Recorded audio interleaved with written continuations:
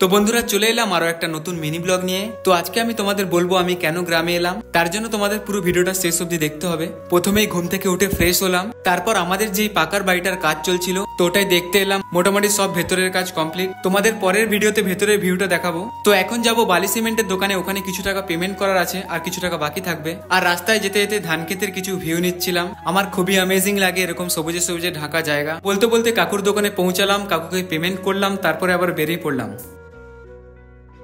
আর এসে আমার জেঠিমার সঙ্গে দেখা করতে গেলাম, কিছুক্ষণ কথা বললাম। দেখলাম আজকে আমার ভাইজি রান্না করছে। তারপর জলদি জলদি স্নান করে আমি আর ভাইপো মিলে মন্দিরটা একটু পরিষ্কার করলাম। তারপর দুজন মিলেই পুজো দিলাম।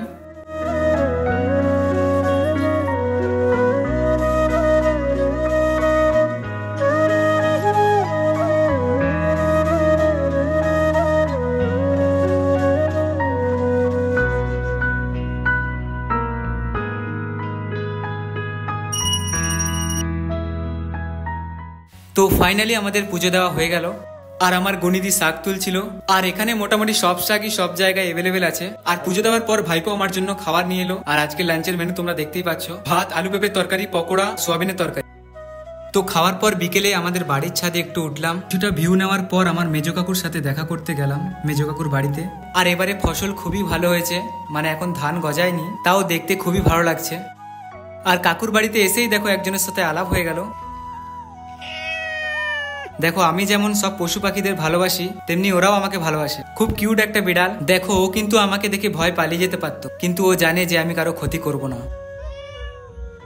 তারপর কাকুর সাথে দেখা করলাম, শরীরটা তেমন ভালো নেই। দেখা করেই আমি চলে গেলাম। আর বাইরে দেখলাম আমার ভাইপো লাইট লাগাচ্ছিল। তো লাইটিংটা আমি তোমাদের বাজার থেকে এসে দেখাবো। আর যাওয়ার পথে একটা ভাইয়ের সাথে দেখা হয়ে গেল, সিজিত ভাই। এই ভাইটা আমাকে একটা লেবু খেতে দিয়েছিল, ওটা আমি কমলা লেবু ভেবে খেয়ে নিয়েছিলাম। ওটা টাভা নামে একটা লেবু ছিল, কিন্তু ওই লেবুটা এতটা টক ছিল আমি জানতাম না আগে। তারপর আমরা একটু বাজারে এলাম আমার কাকুর জন্য কিছু ফল নিতে, আর মন্দিরে পুজোর জন্য কিছু ফল নিতে। আর মন্দিরের জন্য একটু ধূপ বাতাসা নিয়ে নিলাম। ফল নেওয়ার পর মিষ্টি দোকান থেকে একটু মিষ্টি নিলাম।